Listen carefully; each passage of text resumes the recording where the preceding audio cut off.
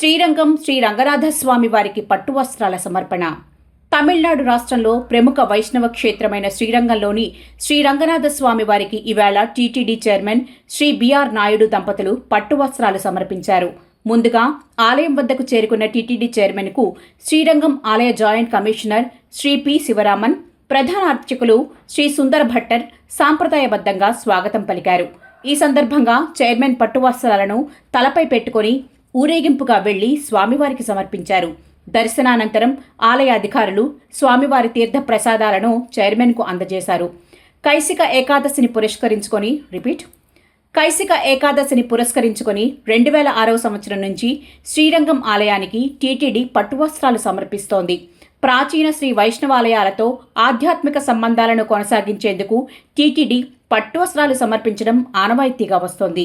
ఈ కార్యక్రమంలో TTD board సభ్యులు శ్రీ నరేష్ కుమార్, పలువురు అధికారులు, భక్తులు పాల్గొన్నారు.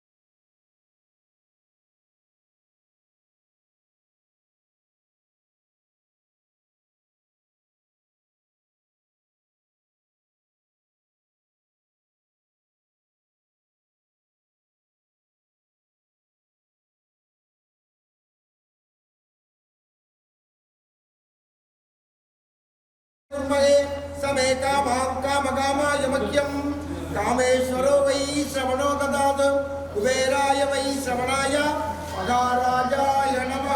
பெரிய பெருமாள் திருங்கராட்சியான விக்கிரகம்.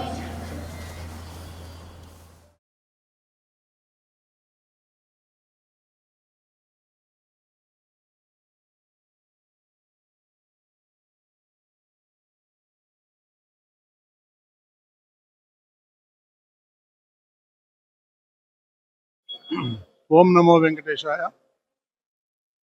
ఈరోజు ఈ శుభదిన సందర్భంగా శ్రీ వెంకటేశ్వర స్వామి యొక్క